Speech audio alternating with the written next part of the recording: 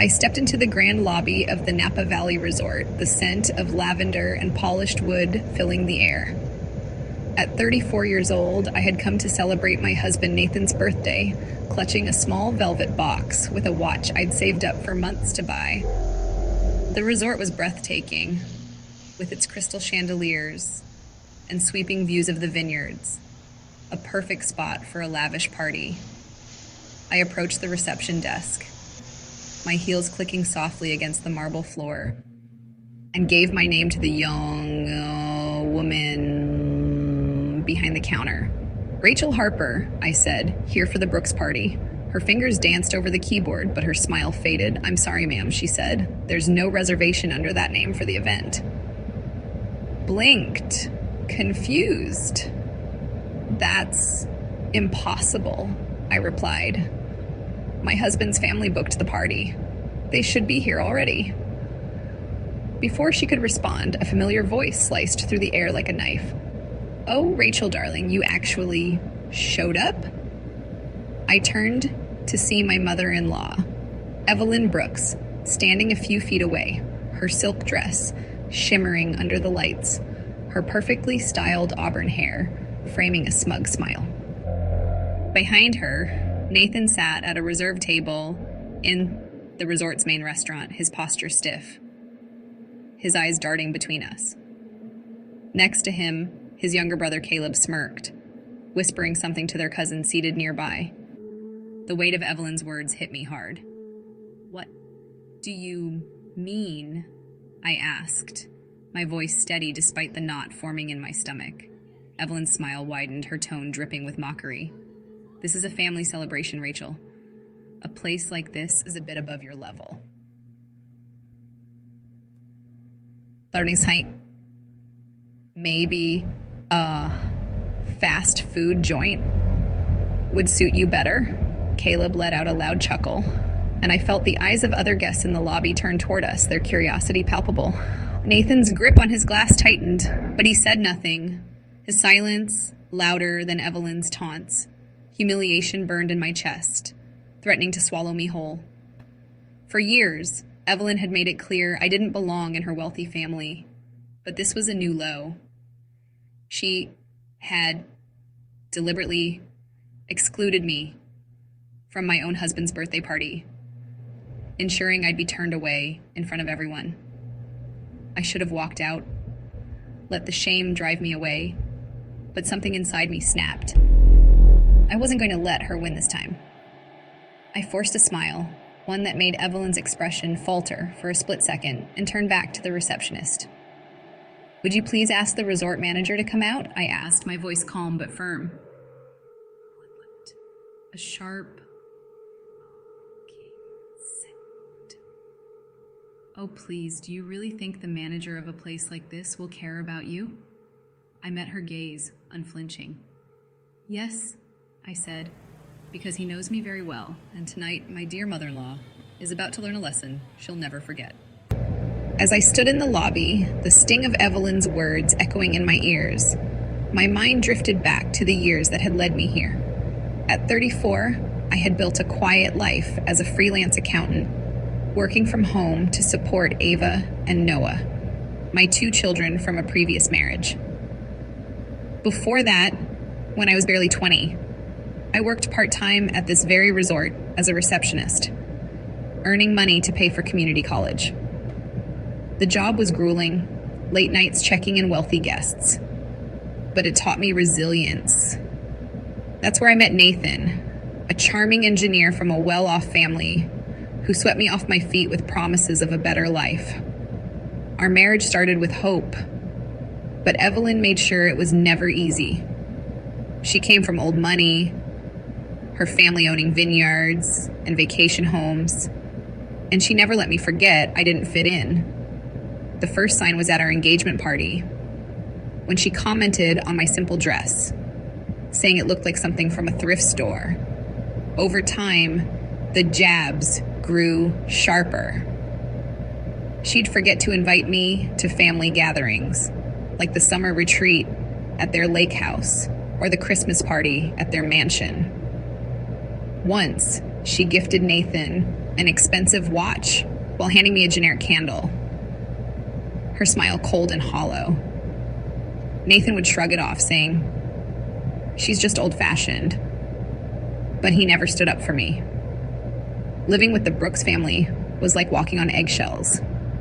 Evelyn controlled everything, from holiday plans to Nathan's career choices. When Nathan started his software company, I saw an opportunity to help. I invested my savings, nearly $50,000 from years of careful budgeting, into his startup. It was a risk, but I believed in him. The company took off, now valued at millions. Yet, Evelyn and Nathan treated my contribution as a minor gesture. They'd laugh about how I chipped in a little while taking credit for their success. I tried to ask Nathan about the profits, but he'd changed the subject, saying the books were too complicated for me to understand. The tension grew after our marriage hit rocky ground. 6 months ago, we separated, and Evelyn seized the chance to push me out completely. She convinced Nathan to move back with her, leaving me to raise Ava and Noah alone in our small apartment. She even pressured him to cut my access to joint accounts, claiming I didn't deserve a share. I let it slide, focusing on my kids and work, but today's humiliation at the resort was the breaking point. Evelyn had orchestrated this exclusion, booking the party under her name and ensuring I'd be turned away, all to remind me I was beneath them. Standing there, I remembered the late nights at this resort, the lessons I learned about hospitality and strength. Thomas Reynolds, the manager back then, had been my mentor, teaching me how to handle difficult guests with grace. He'd seen my potential when no one else did. Now, as Evelyn's laughter rang out, I realized this wasn't just about a birthday party. It was about power, about her trying to erase me from their lives. But I wasn't the same naive girl who worked those long shifts. I had skills, savings, and a past she knew nothing about. The doubt in her eyes when I asked for the manager gave me hope. Maybe, just maybe, I could turn this around. My heart raced as I waited, knowing Thomas might still remember me, and that could change everything. The lobby of the Napa Valley Resort felt suffocating as I stood there, Evelyn's mocking laughter still ringing in my ears. Her words, dripping with disdain, had drawn the attention of other guests, their curious glances adding to the weight of my humiliation. Nathan sat frozen at the table in the resort's main restaurant, his eyes avoiding mine, while Caleb whispered something to another relative, both of them smirking. I could feel the heat rising in my chest, but I refused to let Evelyn see me break. I'd spent years enduring her jabs, always hoping Nathan would stand up for me. But his silence today was the final straw. I turned back to the receptionist, my voice steady, despite the storm inside me. "Please," I said, "I'd like to speak with Thomas Reynolds, the resort manager." Evelyn scoffed, folding her arms across her chest. "You're wasting everyone's time, Rachel," she said, her tone sharp. "Do you really think the manager of a place like this will drop everything for you? You're embarrassing yourself." I met her gaze, my forced smile unwavering. "I think he'll make time," I replied, "because Thomas and I go way back." A flicker of doubt crossed Evelyn's face, but she quickly masked it with a sneer. The receptionist hesitated, glancing between us, then picked up the phone and murmured something into the receiver. The air grew thick with tension as we waited, the soft hum of the resort's jazz band drifting through the lobby. A moment later, a tall man in a tailored suit emerged from a side corridor, his salt and pepper hair catching the light. Thomas Reynolds, now 50, carried the same calm authority I remembered from my days as a receptionist here. His eyes scanned the room, landing on me, and a warm smile spread across his face. "Rachel Harper," he said, his voice deep and genuine. "It's been too long." I felt a surge of relief as I returned his smile. "Thomas," I said, "it's great to see you." Evelyn's smirk faltered, and Caleb's laughter died in his throat. Nathan shifted uncomfortably in his seat, his knuckles white around his glass. Thomas approached, his gaze flickering to Evelyn and the table before settling back on me. "What brings you here tonight?" he asked. I gestured toward the restaurant where the Brooks family sat. "I was supposed to join my husband's birthday celebration," I said, keeping my tone light, "but it seems there's been an oversight." I wasn't included in the reservation.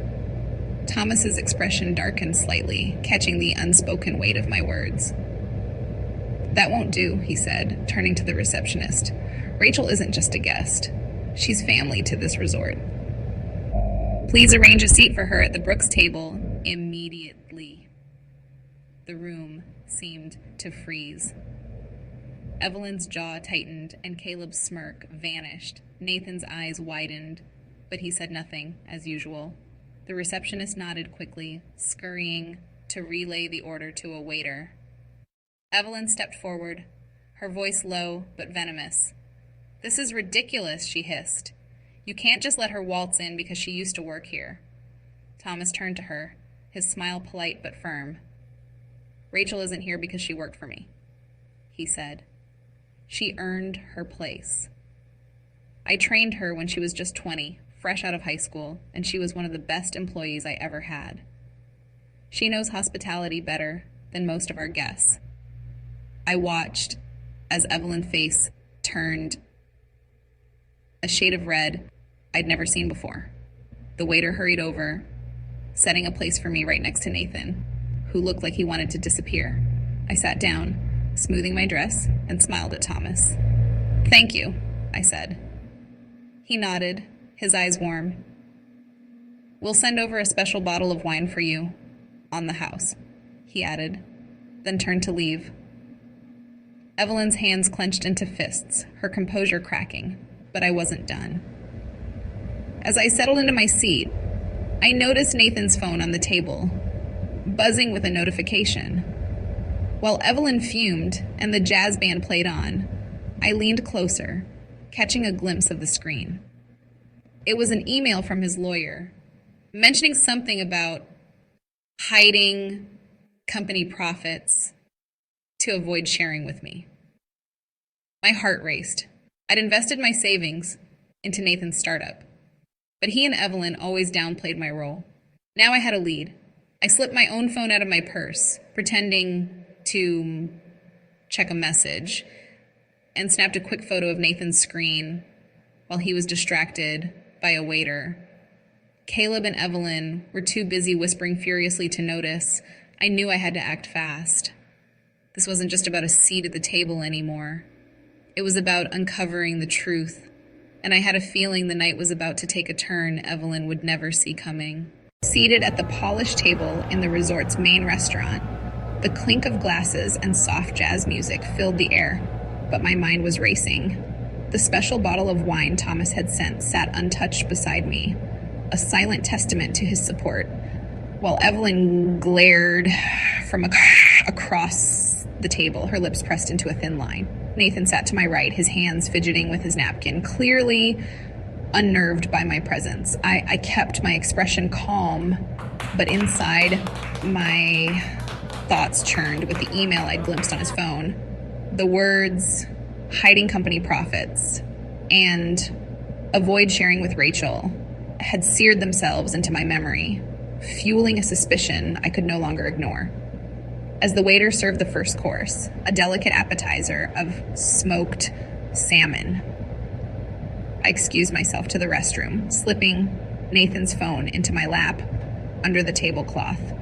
Once out of sight, I ducked into a quiet corner near the spa entrance and opened the photo I'd taken. The email was from Nathan's lawyer, detailing how the company had rerouted profits from my initial $50,000 investment into offshore accounts, ensuring I wouldn't see a dime. My breath caught. That money had been my life savings, poured into Nathan's startup when he had nothing but a dream. Now, with the company valued at millions, they were cutting me out. I pulled out my own phone and texted my friend Lisa, a lawyer I'd known since college. I typed quickly, describing the email and asking if I had a legal claim. Her response came within minutes. Yes, Rachel, you have a strong case.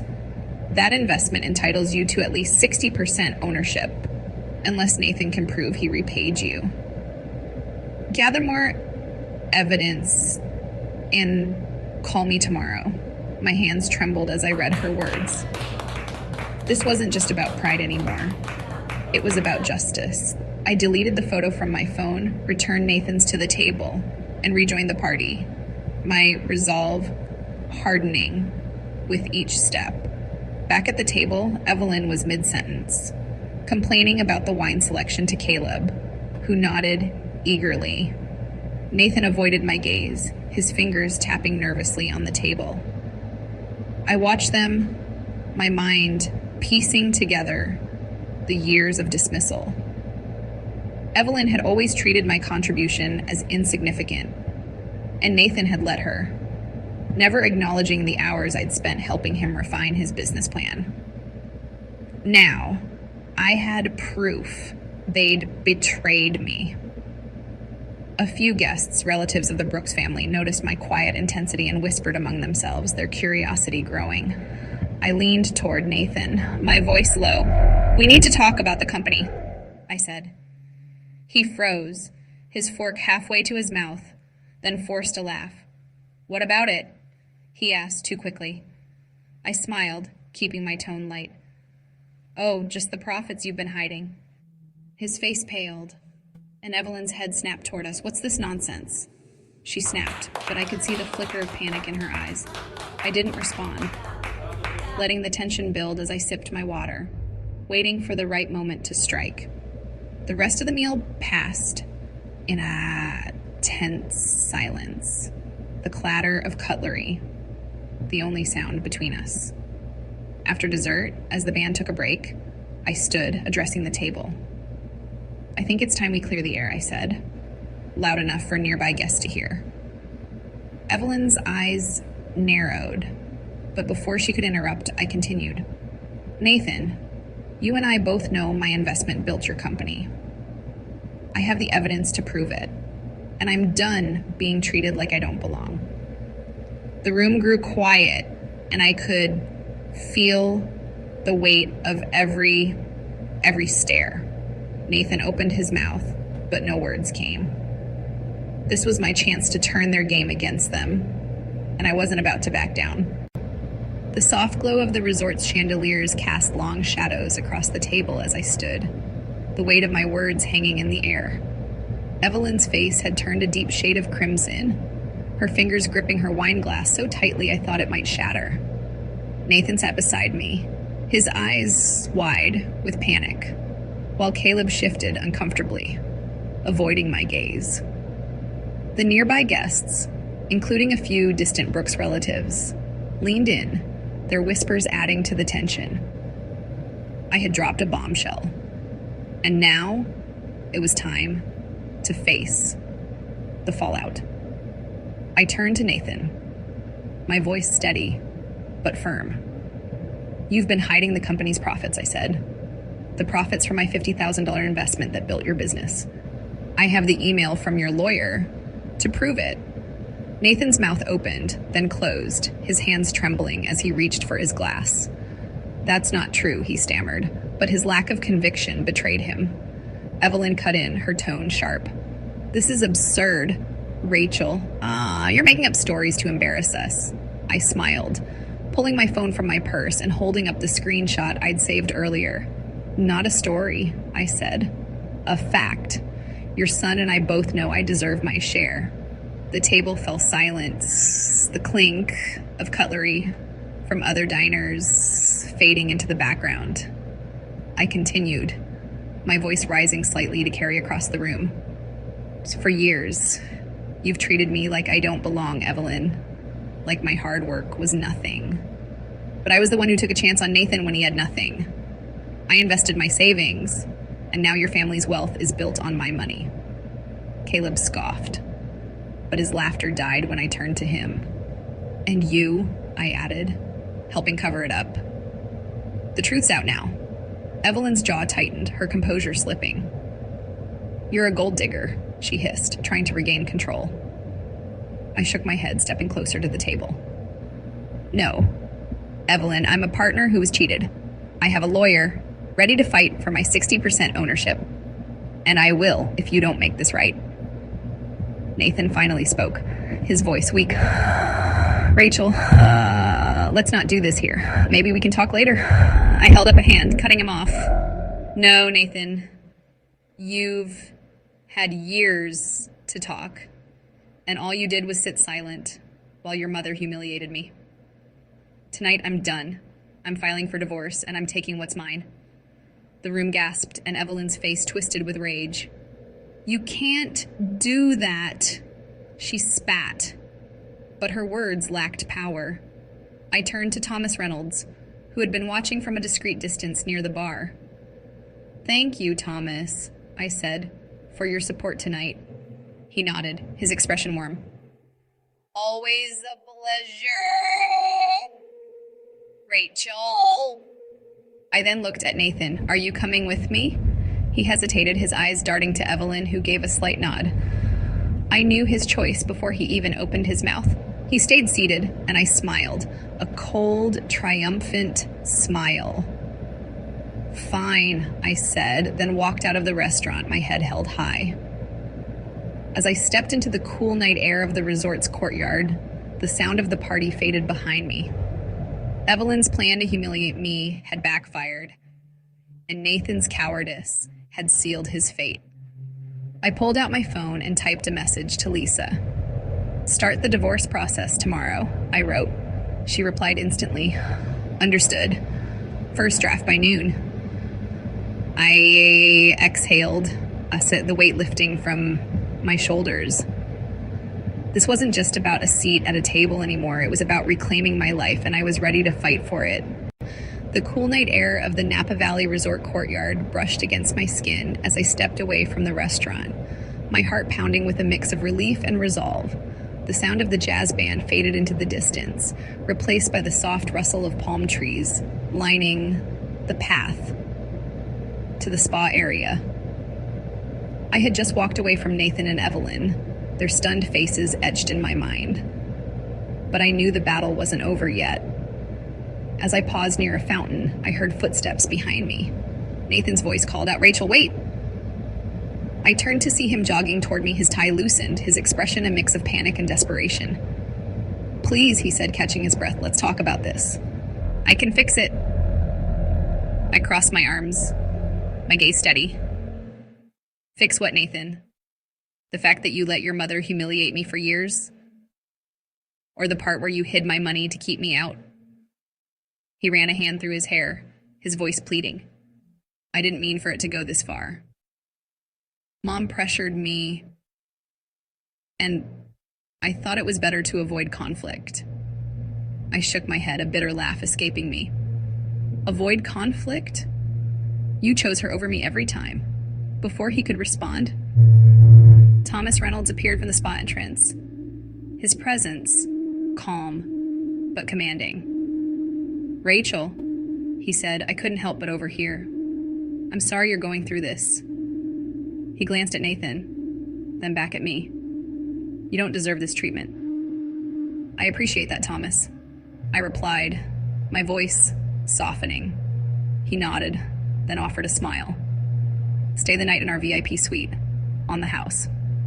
You've earned a break, and I'd like to catch up. I hesitated, then accepted, grateful for his kindness. Nathan's face fell, but I turned away from him.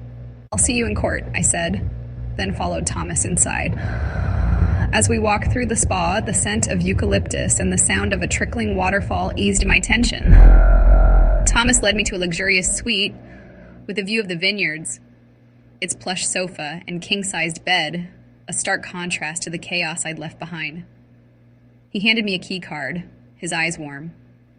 You were one of the best workers I ever had, Rachel.